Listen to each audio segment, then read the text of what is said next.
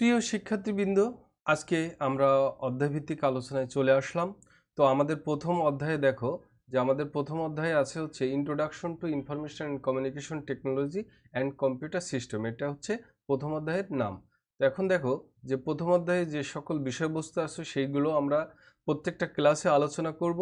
তাই আমি কন্টেন্ট বা বিষয়বস্তু এখন এখানে বিস্তারিত বললাম না, আমরা সরাসরি মূল আলোচনাতে চলে যাই। তো দেখো যে আজকে আমরা আলোচনা করব ডেটা এবং ইনফরমেশন নিয়ে। তাহলে প্রথমে আমাকে জানতে হবে ডেটা এবং ইনফরমেশন থেকে কি ধরনের প্রশ্ন হয় এবং সেই বিষয়গুলো কিভাবে লিখলে আমাদের ভালো নম্বর পাবো বা বিষয়গুলো আমরা সুন্দরভাবে জানতে পারবো। তাহলে দেখো যে জাতীয় বিশ্ববিদ্যালয় 2024-25 শিক্ষাবর্ষ থেকে প্রশ্নের ধরন পরিবর্তন হয়ে গেছে। অর্থাৎ এখানে কোনো অতি সংক্ষিপ্ত এবং সংক্ষিপ্ত প্রশ্ন থাকছে না। তাহলে সরাসরি হচ্ছে তোমাদের বড় প্রশ্ন থাকবে, অর্থাৎ 10 মার্কসের প্রশ্ন থাকবে এবং সেখানে তোমার 10 মার্কসের প্রশ্নকে 3টা অংশে বা 2টা অংশে ভাগ থাকতে পারে, অর্থাৎ ক খ গ থাকতে পারে, অথবা ক এবং খ যদি থাকে তাহলে 5 5 10 থাকতে পারে। এটা হচ্ছে আলোচ্য বিষয়ের উপর নির্ভর করবে কি ধরনের প্রশ্ন হবে। তাহলে দেখো যে এই ডেটা এবং ইনফরমেশন থেকে আমি একটা প্রশ্ন সাজিয়েছি, সেটা হচ্ছে ডেটা ও তথ্য বলতে কি বুঝো। এটাতে নাম্বার থাকবে 5। এবং খ নম্বরে হচ্ছে বাস্তব জীবনের উদাহরণ দিয়ে ডেটা এবং তথ্যের মধ্যে পার্থক্য করো, এটাতে ধরো 5। তাহলে এখন আমরা আসি ডেটা এবং তথ্য বলতে কি বোঝায়। তাহলে দেখো যে ডেটা বা উপাত্ত, ডেটা বা উপাত্ত বলতে আসলে কাঁচা অপরিশোধিত সংখ্যা, চিহ্ন, অক্ষর, শব্দ, ছবি, ভিডিও ইত্যাদি, যেগুলো নিজের মধ্যে পূর্ণ অর্থ নাও থাকতে পারে, তবে প্রক্রিয়াজাত করলে সেগুলো থেকে অর্থপূর্ণ তথ্য পাওয়া যায়। অর্থাৎ যেগুলো এলোমেলো এলোমেলো একটা জিনিস, সেটা অক্ষর হতে পারে, চিহ্ন হতে পারে, শব্দ হতে পারে। হ্যাঁ, যেমন ঢাকা শহরে যদি আমরা গড় তাপমাত্রা বলি যে আজকে 32 ডিগ্রি সেলসিয়াস, তাহলে এটা কিন্তু ঢাকা শহরের বিভিন্ন অঞ্চল থেকে, যেমন যাত্রাবাড়ি বলো, তোমার ফার্মগেট, তারপরে মতিঝিল, ধানমন্ডি, এইসব বিভিন্ন জায়গার বিভিন্ন জায়গার ডেটা সংগ্রহ করে একটা পূর্ণাঙ্গ একটা ধারণা দেওয়া হয়েছে। তাহলে এই যে বিভিন্ন জায়গায় ছড়িয়ে ছিটিয়ে যে আহ, বিষয়গুলো আমরা পাই, সেটাই মূলত হচ্ছে ডেটা, এবং সেইগুলোকে একটা সুস্পষ্ট সুশৃঙ্খলভাবে শ্রেণীবদ্ধ করে সাজালে সেটা হয়ে যায় তথ্য। অর্থাৎ ডেটা বলতে ছড়ানো ছিটানো তথ্যকে বোঝায়, তথ্যের অংশকে বোঝায়, এটা ছোট ছোট অংশে বিভক্ত। এখন দেখো উদাহরণ হিসেবে আমরা চলে যাই, পরীক্ষার খাতা থেকে শুধু নম্বর সংগ্রহ করা হলো ডেটা। অর্থাৎ কোনো একটা ছাত্র পরীক্ষায় দেখেছে বাংলা পেয়েছে 40, অঙ্কে পেয়েছে 70, তাহলে এই যে একটা আলাদা আলাদা এইগুলো হচ্ছে ডেটা। তারপরে সেই নাম্বার বিশ্লেষণ করে কে পাস আর কে ফেল করেছে তা বের করা হচ্ছে ইনফরমেশন।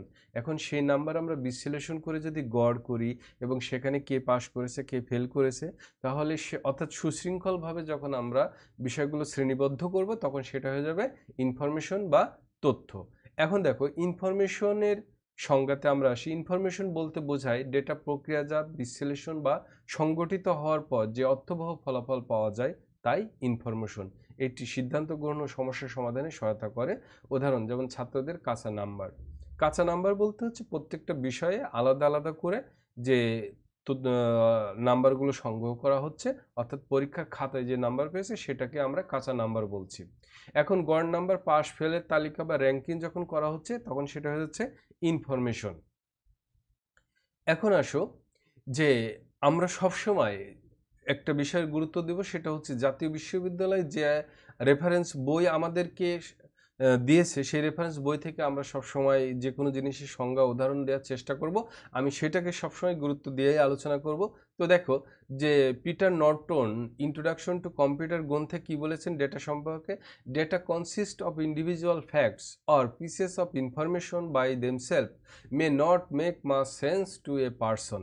অর্থাৎ তোমরা যদি এই সংজ্ঞাটা তোমরা ইনভার্টেড কমার মধ্যে তুলে দিতে পারো এবং পিটার নর্টনের নামটা দিয়ে দিতে পারো, তাহলে তোমাদের নাম্বারটা আরও বেশি আসবে। তাহলে দেখো যে উপাত্ত হলো পৃথক পৃথক সত্য বা তথ্যাংশ, অর্থাৎ তথ্যের একটা অংশ যা একা একা কোনো ব্যক্তির কাছে তেমন অর্থবহ নাও হতে পারে।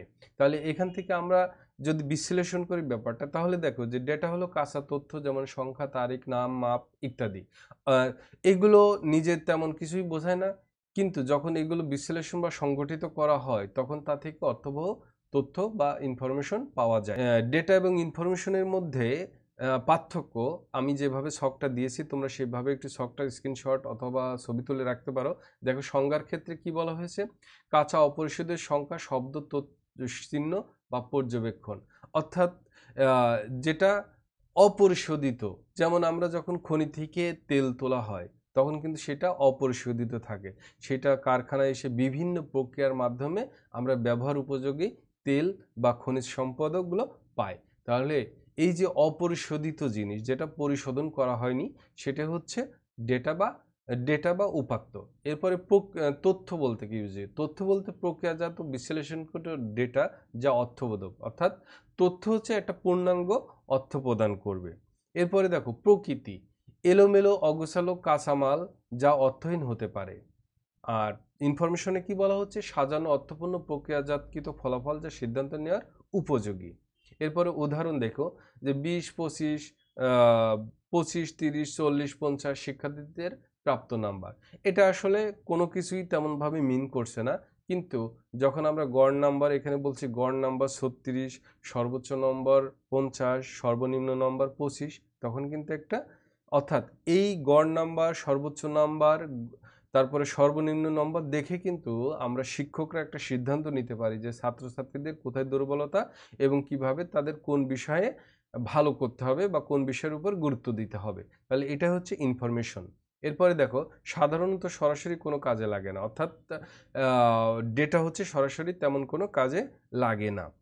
তারপর সিদ্ধান্ত গ্রহণ, বিশ্লেষণ ও পরিকল্পনা ক্ষেত্রে তোমার ইনফরমেশনটা লাগে। এর নির্ভরতার ক্ষেত্রে দেখো তথ্য ছাড়া উপাত্ত তৈরি সম্ভব, অর্থাৎ উপাত্ত যেহেতু ছড়িয়ে থাকে এবং তথ্যের একটা প্রাথমিক অংশ, তাহলে এটার জন্য আসলে ইনফরমেশনের দরকার হয়, কিন্তু ইনফরমেশন তৈরি করতে গিয়ে তোমার ডেটার দরকার হয়। তাহলে সহজ কথা হচ্ছে যে ডেটা তৈরিতে ইনফরমেশনের প্রয়োজন হয় না, কারণ যেহেতু এটা ছড়িয়ে ছিটে থাকে, কিন্তু ইনফরমেশন তৈরি করতে গেলে অবশ্যই ডেটার প্রয়োজন হয়।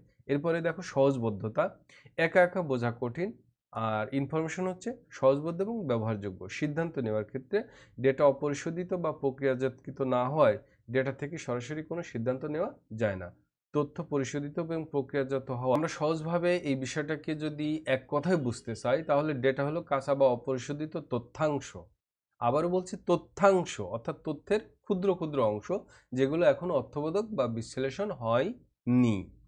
এরপরে দেখো তোমার ইনফরমেশন বলতে যখন ডেটাকে প্রক্রিয়া করে অর্থপূর্ণ করা হয় তখন তা ইনফরমেশন হয়। তাহলে ডেটা হলো ইনফরমেশনের আগের রূপ, যেটা হচ্ছে ছড়িয়ে ছিটিয়ে আছে এবং অপরিশোধিত, আর ইনফরমেশন হচ্ছে পরিপূর্ণ, সাজানো এবং অর্থবোধক। এটা হচ্ছে সহজ কথা। এরপরে দেখো যে বাস্তব জীবনের উদাহরণ দিয়ে ডেটা এবং ইনফরমেশনের মধ্যে পার্থক্য বোঝাও। এটা হচ্ছে একটা প্রশ্ন হইতে পারে। তাহলে দেখো যে আমরা বাস্তব জীবনের উদাহরণ দিয়ে, যেমন দেখো যে এখানে আমরা ভোট কেন্দ্র দেখতে পাচ্ছি, অর্থাৎ যদি আমি বলি যে ঢাকা, খুলনা, সিলেট, বরিশাল বিভিন্ন অঞ্চলের ভোট কেন্দ্র আমরা দেখছি যে সেখানে বিভিন্ন বয়সের নারী পুরুষ সব ধরনের ভোটার আছে। তাহলে এটা হচ্ছে ছড়িয়ে ছিটিয়ে আছে, এটাকে আমরা বলছি ডেটা। অর্থাৎ এখানে কিন্তু আমাদের শ্রেণীবদ্ধ বা কোনো কিছু সাজানো গোছানো নাই, কিন্তু যখন এখানে এসে আমরা জিনিসগুলো সাজিয়ে গুছিয়ে দিলাম, জিনিসগুলো সাজিয়ে গুছিয়ে আমরা পুরুষ ভোটার কত, মেয়ে ভোটার কত, আদার্স কত, দেখো যে ঢাকায় মোট ভোট কাস্ট হয়েছে ধরো 75%, এর মধ্যে মেল আছে হচ্ছে 40, ফিমেল আছে 30 এবং আদার্স হচ্ছে 5। এটাই হচ্ছে তখন তথ্যে পরিণত হয়ে গেল, কারণ এখানে শ্রেণীবদ্ধভাবে সাজিয়ে গুছিয়ে আমি একটা জিনিস উপস্থাপন করেছি, যেটা থেকে আমাদের গড় কত ভোট পড়লো এবং সেখানে মেয়েদের ভোট কত, ছেলেদের ভোট কত, সেসব বিষয়গুলো এখানে উঠে এসেছে এবং সেটা 5%। হ্যাঁ, তাহলে এই যে যে বিষয়গুলো যখন সাজিয়ে গুছিয়ে উপস্থাপন করলাম তখন সেটা হয়ে গেল ইনফরমেশন। তাহলে আশা করি যে তোমরা আজকের ক্লাসটা ডেটা এবং ইনফরমেশনের মধ্যে যে পার্থক্য এবং বাস্তব জীবনের উদাহরণ দিয়ে জিনিসগুলো বুঝতে পেরেছো। তাহলে আমাদের প্রশ্ন কেমন থাকবে সে বিষয়টাও আলোচনা করলাম। তাহলে নেক্সট ক্লাসগুলো তোমরা নিয়মিতই পাবে এবং সেগুলো আশা করি সবাই দেখবে। সে পর্যন্ত সবাই ভালো থাকবে এবং সবাইকে অভিনন্দন এবং শুভেচ্ছা।